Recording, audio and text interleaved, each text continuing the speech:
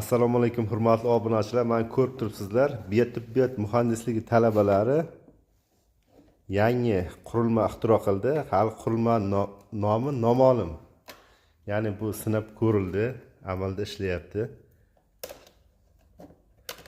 Mana kimga qiziq bo'lsa,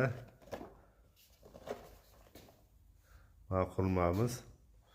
Hali bunday qurilma dunyoda ixtiro qilinmagan.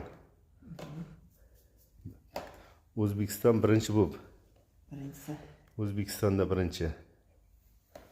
Hurmatli obunachilar, layklarni ayamay bossangizlar, keyingi videolarda buni ishlab turgan holatini ko'rsatamiz. Yaxshilab ko'ringlar.